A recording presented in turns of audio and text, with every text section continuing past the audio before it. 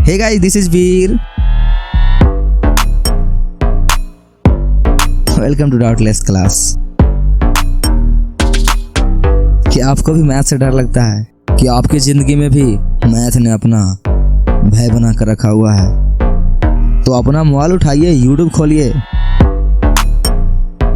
और आइए doubtless class पे आपके भय को दूर नहीं भगाते हैं। तो चलिए शुरू करते हैं। ठीक है, हम लोग आपके ज़िंदगी से सारणिक का भय यानी कि डर को दूर कर रहे हैं। अगर अभी तक आपने इसके पिछले वीडियो को नहीं देखा है तो प्लीज़ डिस्क्रिप्शन में उसका लिंक है, जाइए उन सभी वीडियो को देखिए, उसके बाद ही इस टॉपिक को देखने के लिए आइएगा। ठीक है, क्योंकि थंबनेल देखकर आप टॉपिक का नाम जान ही चुके होंगे। और दूसरी बात, अगर इसके पिछले वीडियो को आप नहीं देखिएगा या फिर आपका देखा हुआ नहीं रहेगा तो हो सकता है कि आपको इस टॉपिक में दिक्कतें आ सकती है बहुत सारी। और आपको पता है डाउटलेस क्लास का नाम डाउटलेस क्लास ही नहीं, इसके ऊपर जो चीज़ें पढ़ाई जाती है वो भी डाउटलेस होती है। ठीक है, और अगर आप क्लास 12th में अच्छे मार्क्स से पास करना चाहते हैं तो आप इस चैनल को फॉलो कर सकते हैं अंधे की तरह, कहीं कोई दिक्कत नहीं है। और आपको एक एक टॉपिक, जितना भी आपको हार्ड टॉपिक लगता है, ये इस चैनल पर आपको हर टॉपिक सिंपल तरीका से बताया जाएगा। आप टेंशन नहीं लीजिए। ठीक है, तो अगर इसके पिछले वीडियो को आपने नहीं देखा है तो जाइए पहले उन सभी वीडियो को देख कर आइए। अगर देखी है तो फिर तो कोई बात ही नहीं, आपको इस वीडियो में मज़ा आने वाला है। तो चलिए बिना देर किए हुए आज के टॉपिक को शुरू करते हैं। ठीक है, देखिए तो आज के टॉपिक का नाम क्या है? संरेख, जिसे इंग्लिश में क्या बोलते हैं हम लोग? कोलिनियर। ठीक है, देखिए इस टॉपिक का नाम आप क्लास 10th में सुन चुके होंगे। ठीक है, और अच्छी तरह से पढ़ भी चुके होंगे अगर आप क्लास 10th अच्छी तरह से पढ़े हुए हैं तो। ठीक है, और मैं आशा करता हूँ कि आप पढ़े ही होंगे। देखिए अगर नहीं पढ़े तो कोई दिक्कत नहीं है, यहाँ पर आपको कोई दिक्कत नहीं होने वाली नहीं है। और ये टॉपिक बहुत ही सिंपल है। ठीक है, उतना ज़्यादा हार्ड नहीं है। देखिए क्या बोला गया है? संरेख, जिसे इंग्लिश में हम लोग क्या बोलते हैं? कोलिनियर। देखिए इसके बारे में क्या बोला गया है, एक लाइन देखिए यहाँ पर, अगर किसी त्रिभुज का क्षेत्रफल निकालने पर शून्य आ रहा है। देखिए अगर आप इसके पिछले वीडियो को देखे होंगे तो आपको त्रिभुज का क्षेत्रफल निकालने भली भांति अच्छी तरह से आता होगा। ठीक है, इसलिए यहाँ पर उस टॉपिक देखिए यूज हो रहा है ना, इसलिए मैं बोलता हूँ आपको जब भी वीडियो को देखिए एक सीक्वेंस में देखिए। ठीक है, लेक्चर नंबर लिखा होगा उसके ऊपर, एक लेक्चर के अनुसार देखा कीजिए, उससे क्या होगा, आपको कहीं कोई दिक्कत नहीं होगा। ठीक है, तो देखिए तो क्या लिखा बोला गया है, अगर किसी त्रिभुज का क्षेत्रफल निकालने पर शून्य आ रहा है, इसका मतलब है कि वे बिंदुएं आपस में क्या है? संरेख है।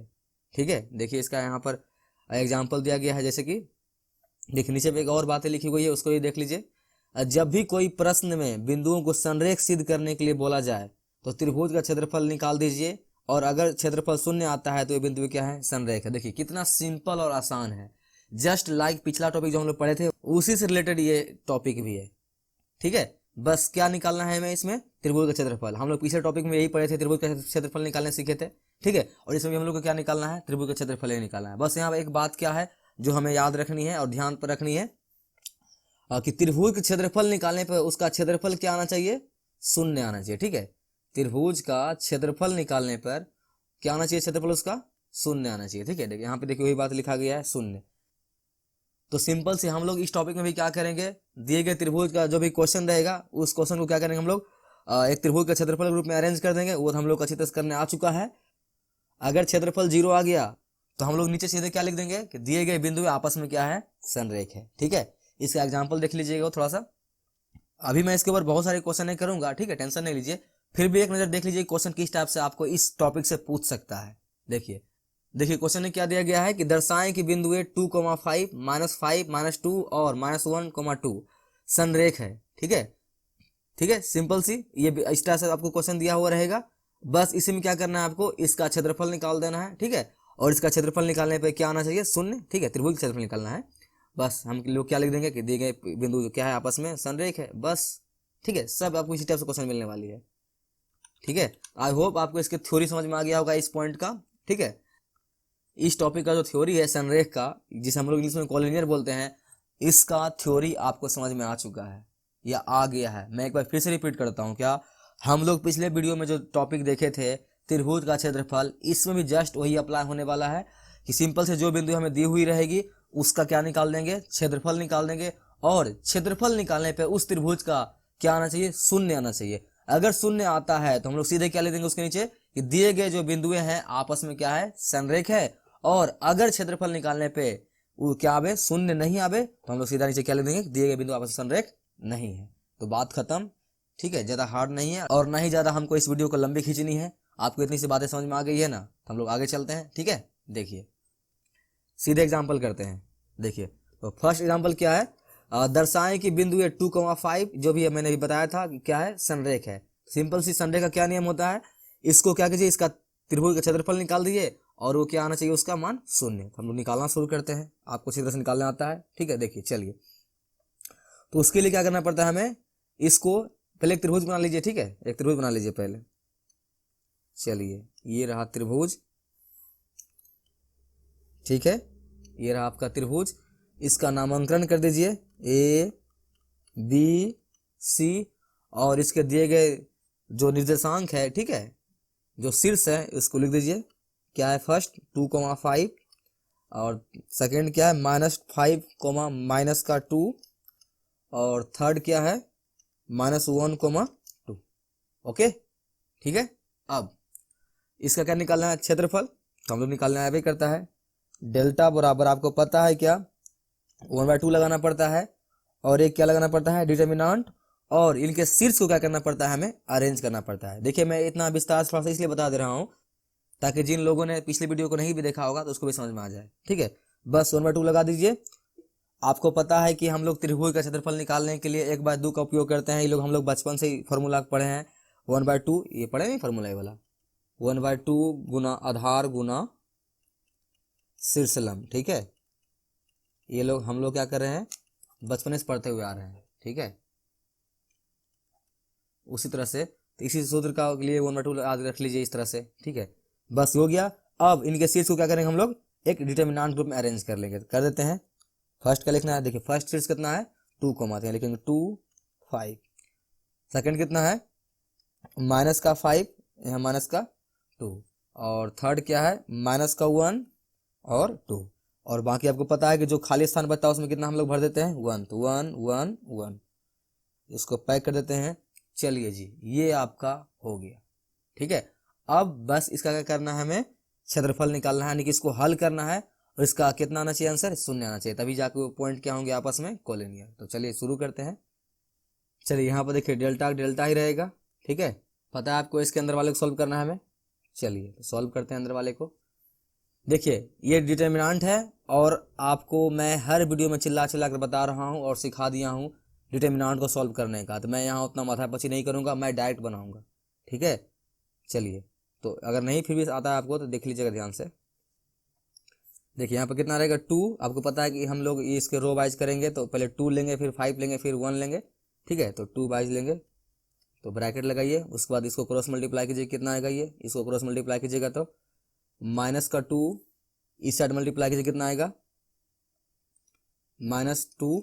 ठीक है, इस साइड। उसके बाद नेक्स्ट पता है आपको क्या होता है, प्लस माइनस फिर प्लस। ठीक है, यहाँ क्या आ जाएगा आपका -5, उसके बाद ब्रैकेट लगाइए, उसके बाद इसको सॉल्व कीजिए, ये आपका पैक हो जाएगा, ये आपका पूरा पैक।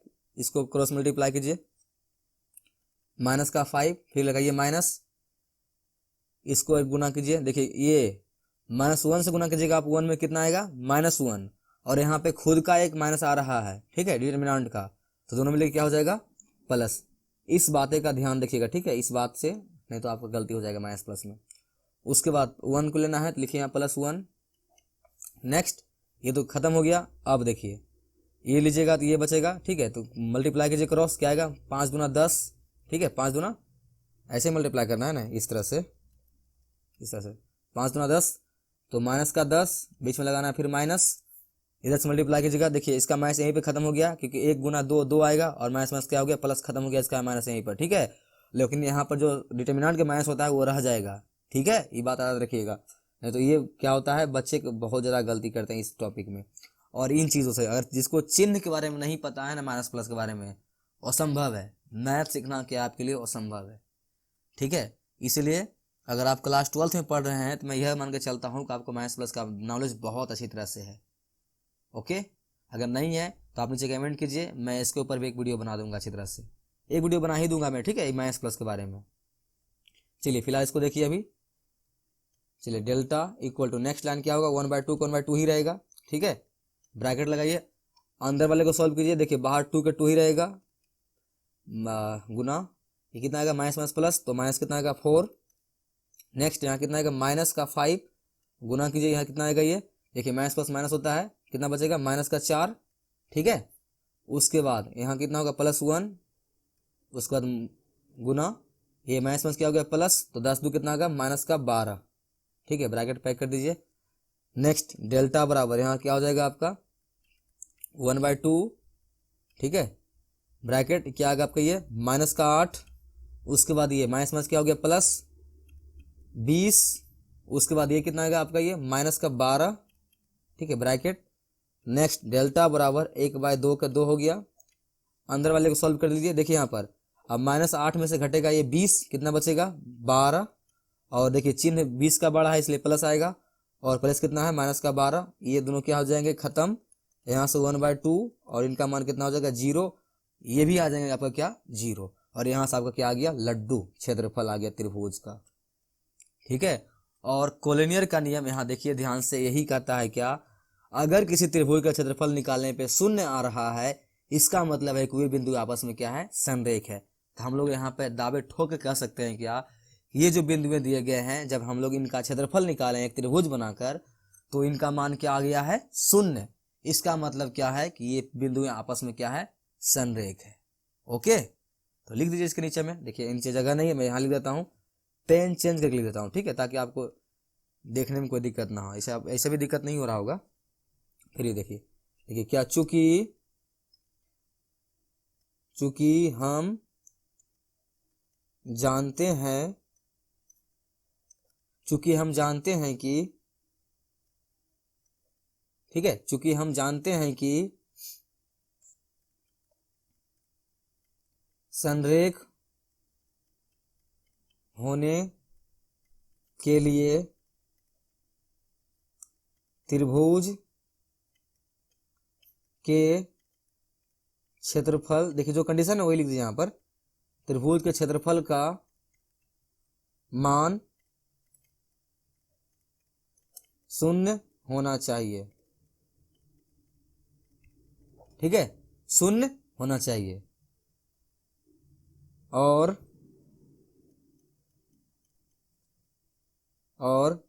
यहाँ पर 0 आ रहा है, यहाँ पे 0 आ रहा है, इसीलिए हम कह सकते हैं कि, ठीक है, बिंदु, देखिए थोड़ा डिटेल में लिखिएगा तो आप ही को नंबर मिलेगा, ठीक है, इसलिए हड़बड़ाने की जरूरत नहीं है, थोड़ा डिटेल में लिख दीजिए। 2,5, देखिए इसको लिखने में मजा नहीं आता है मैथ वाले बच्चे को, लेकिन फिर भी लिखिएगा ध्यान से, थोड़ा कष्ट करके। और कितना है -1 संरेख है, क्या है संरेख है। देखिए तो इतनी छोटी सी बात आपको समझ में आ गई ना। क्या, किसी भी त्रिभुज का क्षेत्रफल निकालिए, सिंपल सी जो नियम होता है, उसके बाद अगर उसका मान क्या आता है 0, इसका मतलब पॉइंट को क्या लिख दीजिए कि दिए गए जो बिंदुएं हैं वो आपस में क्या है संरेख है। आई होप आपको एग्जांपल समझ में आ गई होगी और अच्छी तरह सीख गए हैं, ठीक है। अगर ये सीख चुके हैं तो अभी जस्ट इसका नेक्स्ट एग्जांपल है, आप उसको खुद से बनाइए, वीडियो स्टॉप कीजिए, खुद से बनाइए, फिर जब मैं बनाऊंगा फिर आप आंसर मैच कीजिएगा। ओके, देखिए इसमें तो आंसर मैच करने वाली कोई बात ही नहीं है, अगर 0 आ गया तो आप खुद से लिख दीजिए कि संरेख है। ओके, तो ट्राई कीजिए, दूसरा ट्राई कीजिए इसको, ठीक है। मैं हर वीडियो में ही बोलता हूँ आपको ट्राई करना है और कॉपी किताब लेकर बैठना है पढ़ने के लिए। ओके, चलिए ट्राई कीजिए इसको। बाकी हर कॉन्सेप्ट को इजी और आसान बनाना, आसान तरीके से पढ़ाना मेरी जिम्मेदारी है, उसकी टेंशन मत लीजिए आप। आपको हर टॉपिक पूरे क्लास 12 के मैथ में कहीं कोई दिक्कत आने वाली नहीं है, अगर आप इस चैनल को फॉलो करते हैं तो। ओके, आप करते रहिए। बाकी देखिए इसको बनाइए, ठीक है, फिर मैं बनाऊंगा। आई होप आप लोगों ने ट्राई की होगी और आपका आंसर आ गया होगा, ठीक है। तो चलिए मैं अब बना देता हूँ, मैच कीजिएगा, ठीक है। अगर कहीं पर नहीं बना है, जिनसे नहीं बना है वो देखिएगा ध्यान से, और जिनसे बन गया है वो वीडियो स्किप करके आगे बढ़ सकते हैं। देखिए तो क्या बोला गया है, देखिए तो क्या बोला गया है कि दर्शाएं कि बिंदु इतना इतना क्या है संरेख है। और आपको पता है संरेखा का नियम क्या होता है कि जो बिंदुएं दी गई है इसको क्या कीजिए, एक त्रिभुज के रूप में अरेंज कीजिए और इसका क्षेत्रफल निकाल दीजिए, जो त्रिभुज का क्षेत्रफल है उसको निकाल दीजिए। अगर उसका मान क्या आ जाता है 0, देन ये जो पॉइंट है, जो बिंदुएं हैं क्या है संरेख है। तो हम लोग करते हैं। इसके लिए क्या करेंगे, हम सबसे पहले एक त्रिभुज बनाएंगे। तो बनाते हैं पहले, देखिए सॉरी, चलिए एक त्रिभुज बनाते हैं पहले।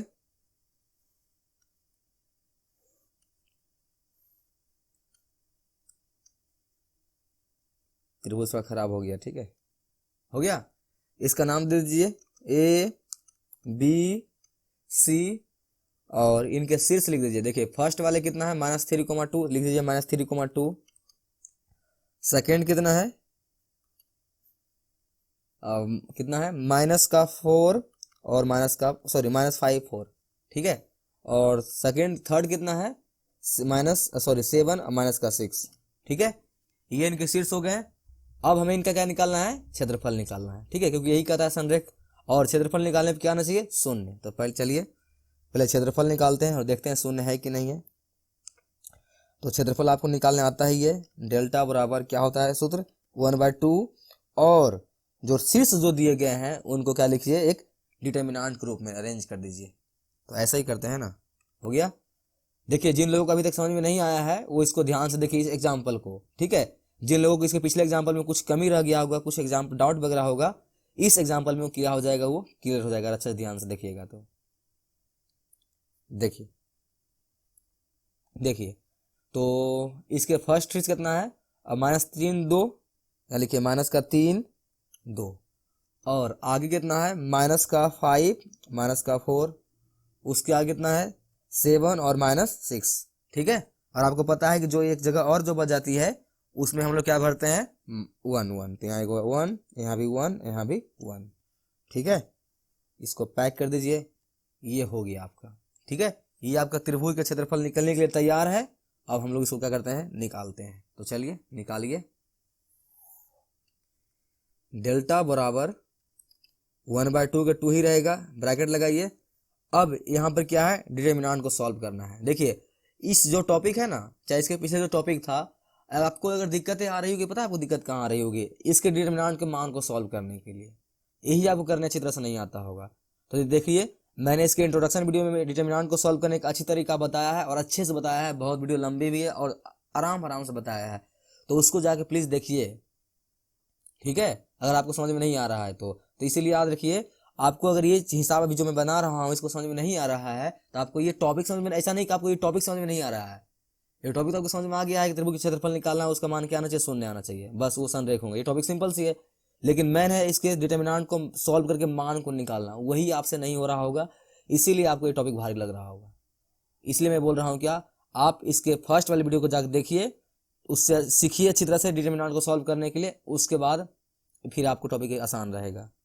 ओके, अब अंग्रेजी इसको आता हो तो फटाफट देखिए। तो देखिए सॉल्व करने का क्या तरीका होता है, सिंपल सी, इसके हम लोग फर्स्ट रो के अनुसार सॉल्व करेंगे, ठीक है। तो पहला क्या लेना होता है, प्लस, फिर लेना होता है माइनस, फिर लेना होता है प्लस। इस तरह से हम लोग अल्टरनेट चलते हैं, ठीक है। ये सब बातें आपको पता है, थोड़ा मैं रिवीजन करा दे रहा हूँ थोड़ा सा। उसके बाद हमें फर्स्ट एलिमेंट लेना होता है कितना, -3 लिखिए, उसके बाद ब्रैकेट लगाइए। उसके बाद जो होता है, ठीक है, उसके बाद जो होता है आपका जिस एलिमेंट को आप ले लिए हैं उसके नीचे जो कॉलम है, इस बात आपको अच्छी तरह से आता है, कॉलम और जो रो है उसका आमने सामने सब पूरा क्या होता है, खत्म। बाकी जो बचता है उसको हम लोग लिखते हैं सीधे, ठीक है। तो इसको हम लोग लिखते हैं। तो देखिए मैंने इसके पिछले वाले बहुत वीडियो में लिख के बताया था, अभी मैं इसको डायरेक्ट सॉल्व करने बताता हूँ।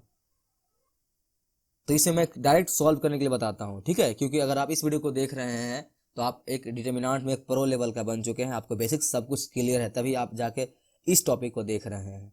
ओके, तो चलिए इसमें फटाफट क्रॉस मल्टीप्लाई कीजिए आपस में, ये सब बातें आपको आती है। तो 1 से गुना कीजिए -4 में, क्या आएगा, -4, ठीक है। उसके बाद पता है आपको बीच में साइन क्या लगती है डिटर्मिनेंट में, माइनस का, ये लगा दिए हम लोग माइनस का। उसके बाद इधर से मल्टीप्लाई कीजिए, तो -6 से मल्टीप्लाई कीजिएगा 1 में, क्या आएगा, -6 आएगा। याद रखिए क्या आएगा, -6। अगर इसको आप सॉल्व करते हैं इस तरह से तो क्या आएगा आपका, ये -6, ठीक है। और यहाँ पर ऑलरेडी क्या है, माइनस है, तो आपका ये माइनस और इसका माइनस क्या हो जाएगा, प्लस, और यहाँ से क्या आ जाएगा, सिर्फ और सिर्फ 6, ठीक है। आगे बढ़िए, आपको पता है +3 लिखे थे, अब क्या लेना पड़ेगा, -2, क्योंकि अल्टरनेट चलते हैं तो यहाँ पर क्या लेना पड़ेगा, -2, ठीक है। चलिए इसको सॉल्व करते हैं। देखिए थोड़ा सा इसको हम लोग साफ कर लेते हैं, ठीक है। ये तो साफ हो नहीं पाएगा, ठीक है। अब ये हो गई। अब हम लोग कितना किसको ले रहे हैं, -2 को, ठीक है। किसको ले रहे हैं, ये -2 को। तो आपको पता है ऊपर वाले के सामने हमेशा रोज है, ये हमेशा खत्म होता है। अब इसके जो सामने जो कॉलम है वो भी खत्म हो जाती है। देखिए मैं थोड़ा बेसिक्स बता रहा हूँ, ठीक है। कुछ लोगों को बोरिंग लग रहा होगा, लेकिन मैं उनके लिए बता रहा हूँ, ठीक है। चलिए हो गया ये। उसके बाद क्या बचेगा आपके पास, -5 1 7, और ये कितना बचेगा आपका, 1। आप यहाँ स्क्वायर रूट से मल्टीप्लाई कर दीजिए, तो 1 से मल्टीप्लाई कीजिएगा -5 में, कितना आएगा आपका ये -5। बीच में साइन किसका होता है, माइनस का, लगा दिए हम लोग माइनस, ठीक है। अब इस 7 से गुना करना है 1 में, क्या आएगा आपका ये 7 का 7, ठीक है, डेट्स इट। अब क्या देना है, प्लस, उसके बाद कितना है 1, यहाँ लिखिए 1, फिर ब्रैकेट लगाइए। इसके बाद ये भी आपका क्या हो जाएगा, खत्म, ठीक है। देखिए वो रो तो हमेशा खत्म ही होता है, ये आपको अच्छी तरह से आती है। उसके बाद ये भी क्या हो जाएंगे आपके पूरा खत्म। उसके बाद आपका ये 4 को बचेगा, ठीक है।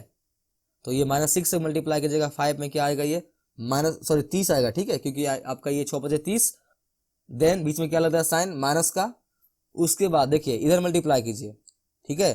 ये कितना आएगा 7 चौक 28, लेकिन इसमें क्या लगा हुआ है माइनस, यहाँ कितना आएगा आपका -28 आएगा, और यहाँ एक ऑलरेडी माइनस है, दोनों माइनस मिलकर क्या बन जाएगा प्लस, ठीक है। और इसका कितना आ जाएगा ये 28, ठीक है, ब्रैकेट बंद कर दीजिए, ठीक है। आई होप आपको डिटरमिनेंट सॉल्व करने आता होगा और अच्छी तरह से आ गया होगा, और ये टॉपिक में आपको कहीं कोई दिक्कत नहीं आ रहा होगा। अगर आ रही है इसका मतलब है आपको डिटरमिनेंट सॉल्व करने अच्छी तरह से नहीं आता है। इसका मतलब यह है कि आप इसके फर्स्ट लेक्चर को नहीं देखे हैं, इसलिए जाइए इनके इंट्रोडक्शन वीडियो में जाकर देखिए अगर आपको सॉल्व करना नहीं आता है। और हाँ, अगर आपको फिर भी माइनस प्लस में दिक्कतें आ रही है, मैं हर वीडियो में बोल रहा हूँ, आप इसको क्या कीजिए, प्रैक्टिस कीजिए। जितना ज़्यादा प्रैक्टिस कीजिएगा उतना ही आपका माइनस पर पकड़ रहेगा, और माइनस प्लस पर पकड़ नहीं है आपको तो फिर मैथ भूल जाइए, ठीक है, मैथ असंभव है। बाकी मैं सोचूंगा, बाकी मैं कोशिश करूंगा एक वीडियो आपको बेसिक्स अच्छी तरह से बता दूं ताकि आपको कोई दिक्कत नहीं हो, ओके। चलिए तो डेल्टा बराबर नेक्स्ट क्या हो जाएगा, 1/2 के 2 ब्रैकेट लगाइए, यहाँ से -3 का -3 गुना, ये आपका माइनस प्लस क्या आएगा माइनस, यहाँ से कितना बचेगा 2, और 6 का साइन बड़ा है इसलिए क्या आ जाएगा प्लस, कोई दिक्कत नहीं है। माइनस का 2 क्रॉस माइनस में क्या होगा प्लस, 7 5 12, और साइन किसका लगेगा माइनस का ही, तो -12, ठीक है। नेक्स्ट प्लस का प्लस 1 और गुना, इसको जोड़िए कितना आएगा ये 30 में जोड़िएगा ये 28, तो क्या आएगा आपका ये 58, ठीक है 58। आगे ये 1/2 का 1/2, ये आपका कितना आएगा -6, ठीक है, माइनस का 6। उसके बाद ये माइनस माइनस क्या हो जाएगा आपका प्लस, यहाँ हो जाएगा क्या 24। उसके बाद 1 से मल्टीप्लाई कीजिएगा 58 में, तो कितना आएगा 58 का 58 ही, ओके। यहाँ से डेल्टा बराबर आपका क्या आ गया 1/2 का 2, यहाँ से -6 प्लस, इसको जोड़िएगा कितना आएगा आपको ये, देखिए तो बहुत ज़्यादा आ रहा है, ठीक है। और आपका लगता है कि डिटरमिनेंट क्या है, कहीं न कहीं गलत हुआ है, ठीक है, क्योंकि ये 0 नहीं आ पा रहा है, ठीक है, ये 0 नहीं आ पा रहा है, इसका मतलब कहीं न कहीं जरूर मिस्टेक हुआ है। तो यहाँ से कितना आएगा आपका ये, कितना कितना का जोड़ना है 24 प्लस 58, 82 आएगा, कितना आएगा ये यहाँ से 82, ठीक है। डेल्टा इक्वल टू 1/2, उसके बाद इसको माइनस कीजिएगा, 82 से माइनस कीजिए कितना 6, यहाँ कितना आएगा 76। यहाँ से डेल्टा का मान कितना गया आपका, अगर इसको काटिएगा तो 37 वाला कट जाएगा ये, ठीक है।